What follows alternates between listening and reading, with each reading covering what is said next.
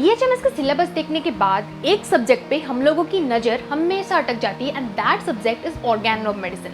Like what is this organon of medicine, what is aphorisms, उसको कैसे पढ़ना है, कैसे समझना है, कैसे नोट्स बनाना है, किस टाइप के क्वेश्चंस आएंगे, उसके आंसर्स कैसे लिखना है, ऐसे बहुत सारे सवाल दिमाग में आ जाते हैं। तो उन सारे सवालों का जवाब मैं इस वीडियो में दूंगी, सो प्लीज़ वीडियो एंड तक जरूर देखना।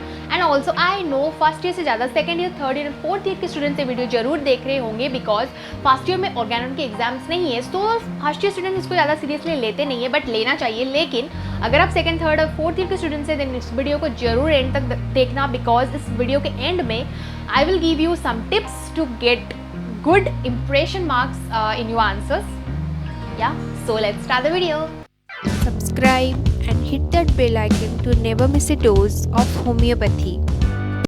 Hey guys, myself Dr. Sujata, a BHMS internee from Odisha. So here in this video, as you all know, we'll discuss about organon of medicine, most importantly aphorisms, and also मैंने aphorisms के organon of medicine के बहुत सारे important handwritten notes already post किया है मेरे Instagram page पे, so वहाँ पे जाके जरूर चेक करना, लिंक आपको डिस्क्रिप्शन में मिल जाएगा।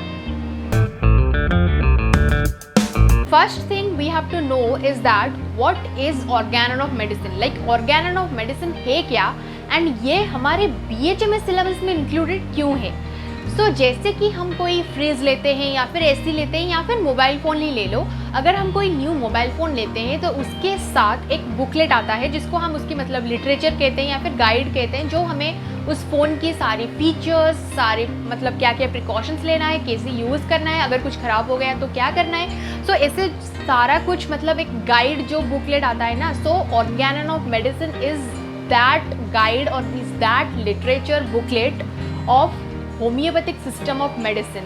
Like homeopathic system of medicine क्या है, इसकी फंडामेंटल्स क्या है, इसको कैसे यूज़ करना है, कैसे पेशेंट्स केस टेकिंग कैसे करना है, कैसे डिजीज़ क्या है, वाइटल फोर्स क्या है, मतलब basically what is homeopathic system of medicine, and इसमें क्या क्या प्रिकॉशंस लेना है, कहाँ पे हमें किस चीज़ को एम्प्लॉय करना है। सो इन सारी चीज़ों के बारे में हमें ऑर्गेनन ऑफ मेडिसिन बताता है, जो कि हमारे जो फादर ऑफ होम्योपैथी है doctor Christian Friedrich Samuel Hahnemann, उन्होंने लिखा है इसको। लाइक उन्होंने हमें एक गाइड दिया है that this is homeopathic system of medicine, and आपको ये चीज़ें फॉलो करना है, ये चीज़ें अवॉइड करना है, वो सारी चीज़ें उन्होंने ऑर्गेनन ऑफ मेडिसिन में बताया है। So now you know that why this is included in BHMS syllabus, because without this we cannot even know that what is homeopathy, like how homeopathy works. So yeah, that's about organon of medicine.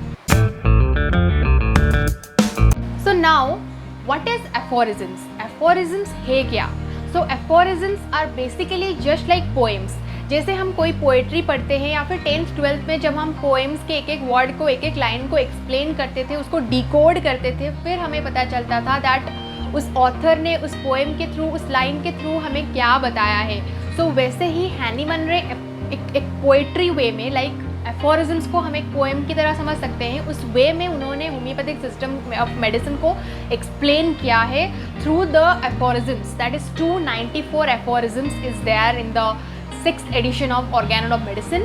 So un aphorisms are just like poems, so and we just have to decode the aphorisms to know the entire story, like what is Hahnemann wants to tell us about homeopathic system of medicine through that particular aphorisms. So now how to decode aphorisms? So first we have to pick any aphorism that we want to decode, and after that we have to read that aphorisms 2 to 3 times. तो जब हम उसको पढ़ेंगे, read करेंगे, तब हमारे सामने कुछ डिफ़िकल्ट वर्ड्स आएंगे जिसकी मीनिंग हमको नहीं पता होगा या फिर हमें समझ नहीं आ रहा होगा, तो उन वर्ड्स को हमें मार्क करना है। फिर उसके बाद उन वर्ड्स के मीनिंग हमें डिक्शनरी में या फिर गूगल में जाके सर्च करना है that what is the meaning of this word.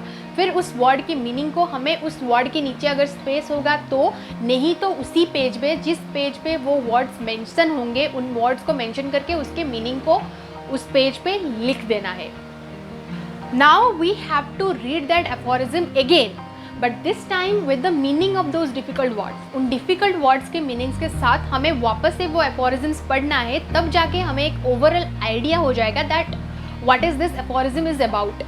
Then हमें रेफरेंस बुक पे जाना है। Reference book I will suggest जो 3 बुक मैं फॉलो करती थी एंड अब भी करती हूँ, सो उन तीनों बुक थे doctor G Nagendra Babu, Ashok Kumar Das and BK Sarkar. इन तीनों में से कोई भी बुक या फिर ये तीनों बुक ही आप रेफर कर सकते हो for better understanding and for exam purpose as well.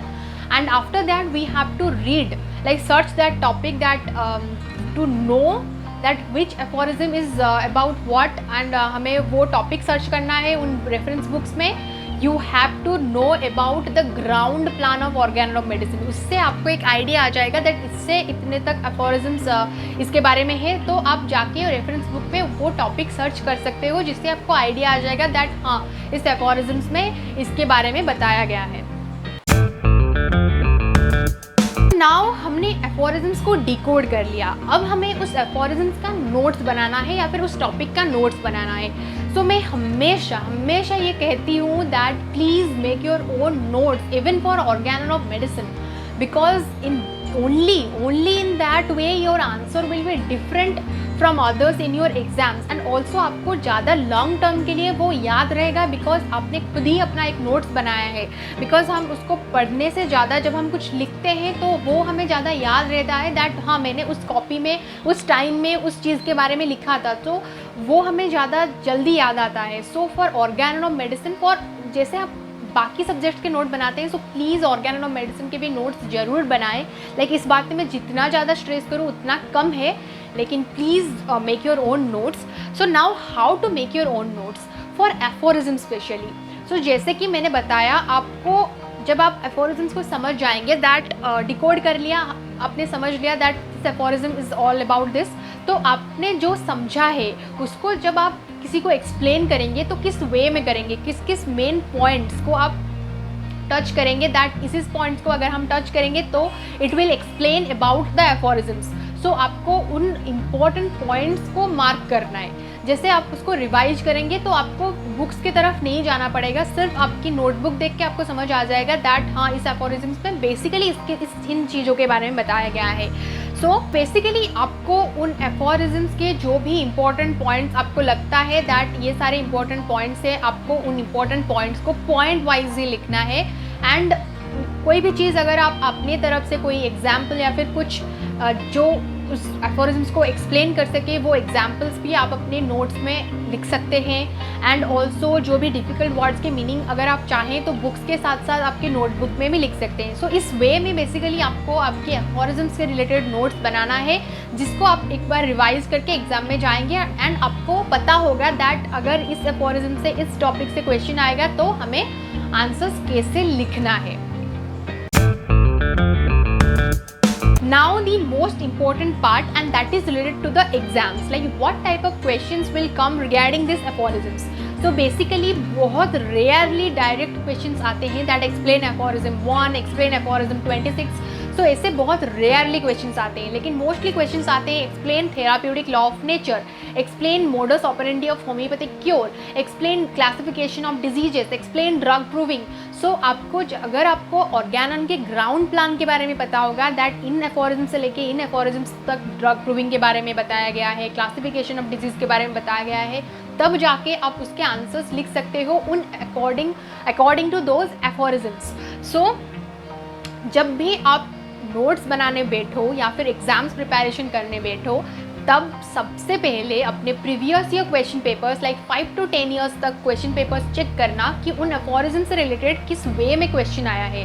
तो आपको उन्हीं वे में आपके नोट्स प्रिपेयर करना है, उन्हीं वे में आपको एग्ज़ाम के लिए प्रिपेयर करना है खुद को। सो अगर आप उन्हीं वे में मतलब क्लासिफिकेशन ऑफ डिजीजेस आया है तो मुझे पहले क्या लिखना है, उसके बाद क्या लिखना है, उन सारे एफोरिज्म्स को पढ़ना है, उसकी जो ओवरऑल थीम है, जो ओवरऑल मतलब उसकी एक्सप्लेनेशन है उसको कलेक्ट करना है, फिर उसके आंसर्स आपको लिखना है। सो अगर इसी वे में आप लोग ने स्टार्टिंग से नोट्स बनाना स्टार्ट कर दिया ना, तो आपको एग्ज़ाम में मतलब फिर से बुक चेक करना नहीं पड़ेगा। सो बेसिकली आपको इसी टाइप के क्वेश्चंस एफोरिज्म से रिलेटेड आएंगे। Now the last part, but the most interesting part and the most important part is that how to write your answers in exams related to aphorisms to get some good marks and some better marks than other students. So first आपको question को पहले समझना है that what is the question is asking. सो अगर आप question को अच्छे से समझ जाओगे फिर सोचना दैट इस टॉपिक को मतलब किस एफोरिज्म से लेके किस एफोरिज्म्स तक एक्सप्लेन किया है। आपको एफोरिज्म्स नंबर फिर याद करना है, फिर आपको याद आ जाएगा। अगर आपने अपना खुद का नोट्स बनाया होगा तब आपको याद आ जाएगा कि हाँ मैंने इस वे में नोट्स बनाया था, तो मुझे बेसिकली इस चीज़ में ये चीज़ें एक्सप्लेन करना है। तो सपोज क्लासिफिकेशन ऑफ डिजीज़ आया है तो आपको उसकी डेफिनेशन, फिर क्लासिफिकेशन क्या क्या है वो एक चार्ट पेपर जैसा आपको मेंशन करना है, टेबल, फिर उसके बाद आपको ईच को एक्सप्लेन करना है। And also don't forget to add aphorism numbers, because उसी वे में लाइक एफोरिज्म्स नंबर देख के आपके एग्जामिनर को पता चल जाएगा दैट इसने एफोरिज्म्स पढ़ा है, ऑर्गेनल ऑफ मेडिसिन पढ़ा है। तो please don't ever forget to add the aphorism numbers that हाँ इस एफोरिज्म्स में इस चीज़ के बारे में बताया गया है। एंड ऑल्सो हमेशा पॉइंट वाइज लिखना। बहुत बार हम ये गलती करते हैं एंड सबको ये लगता है दैट हमें जैसे पैराग्राफ वाइज एक्सप्लेन करना है एफोरिज्म्स के बारे में या फिर ऑर्गेनल के आंसर लिखना है, but that is absolutely wrong. हमें पॉइंट वाइज आंसर लिखना है, तब जाके एग्जामिनर के नज़र में पड़ेगा दैट हाँ इसने ये इंपॉर्टेंट पॉइंट्स मेंशन किया है। अगर हम पैराग्राफ वाइज लिखेंगे तो कोई भी एग्जामिनर पूरे पैराग्राफ नहीं पढ़ेगा, उसको सिर्फ इम्पोर्टेंट वर्ड्स चाहिए। So try to mark those aphorism numbers, those important words, those important points. तो उसको अंडरलाइन जरूर करना। So basically the important points is that आपको क्वेश्चन अच्छे से पढ़ना है, फिर आपको ये याद करना है दैट ये कौन से एफोरिज्म से क्वेश्चन आया है, देन आपको उस एफोरिज्म्स के नंबर्स भी बीच में इसमें आंसर में मेंशन करना है, देन आपको आंसर्स पॉइंट वाइज लिखना है एंड देन आपको aphorism numbers, important words, important lines आपको अंडरलाइन करना है ताकि वो एग्जामिनर के नज़र में पहले आए।